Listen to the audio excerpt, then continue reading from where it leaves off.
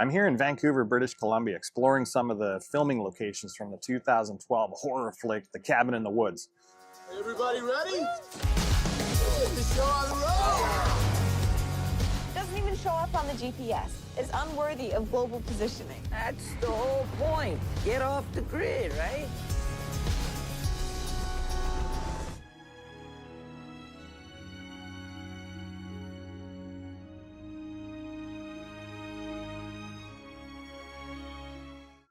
When I first saw this movie in theaters, I had no idea what I was in for. What started as a familiar horror setup quickly spiraled into something wildly unexpected.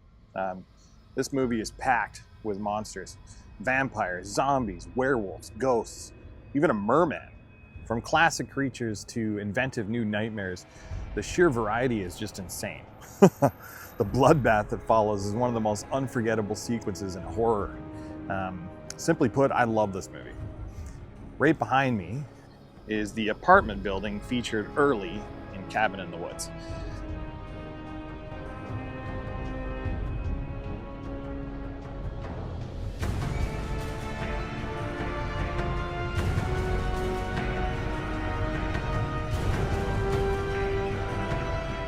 Right at the top there would have been where the characters are getting ready to go at the beginning of the movie.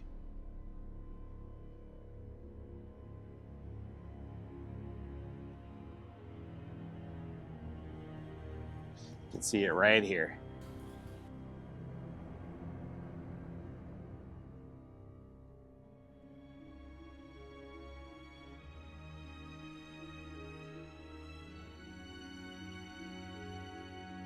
This is where all the main characters first come together, loading up the RV and setting off on what they think will be a fun weekend.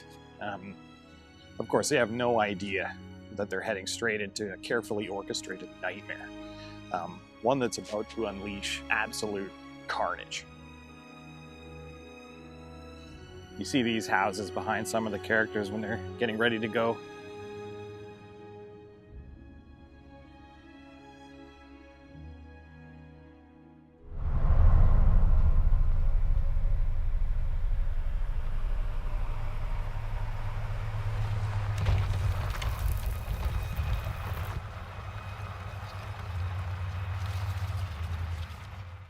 This is the gas station where the main characters make their final stop before heading to the remote cabin. An ominous detour that sets the tone for everything to come. With its rusted pumps, peeling paint, and sense of isolation, it looks like your typical backwoods horror movie gas station. It's run by Mordecai, the eerie and cryptic owner who delivers a chilling warning to the group. One they, of course, ignore. His unsettling presence and cryptic words mark the moment when an ordinary road trip begins to spiral into something far more sinister. I think we got enough gas. You got enough to get you there. Getting back. That's your concern. In reality, this location isn't a gas station at all. It's a private residence. The production team did an impressive job transforming it into a convincingly creepy backwoods horror movie gas station. With its aged exterior and desolate surroundings, it became the perfect setting for the character's ominous final stop before reaching the cabin. You can see their RV come down this road here and turn right into the gas station.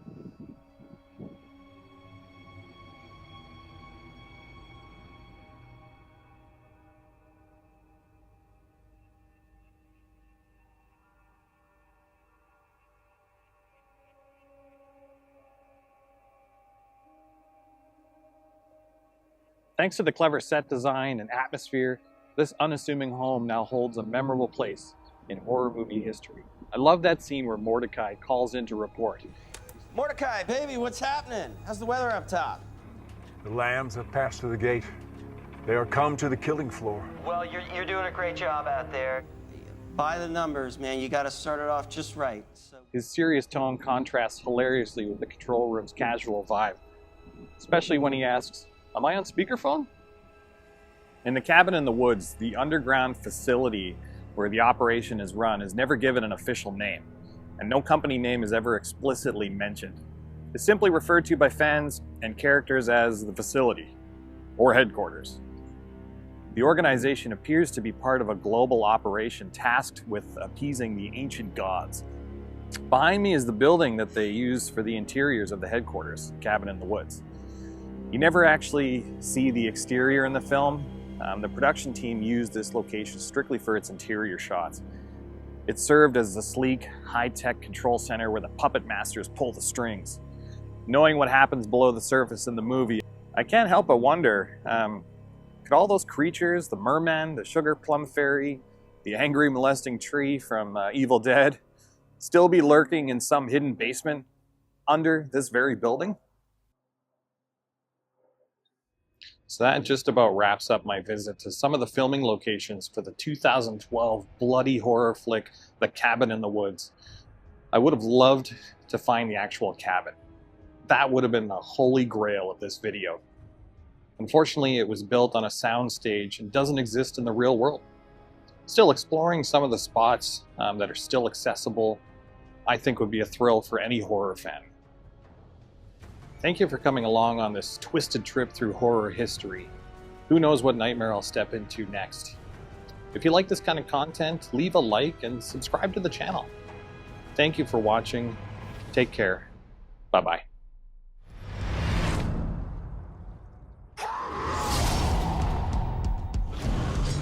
What is that thing?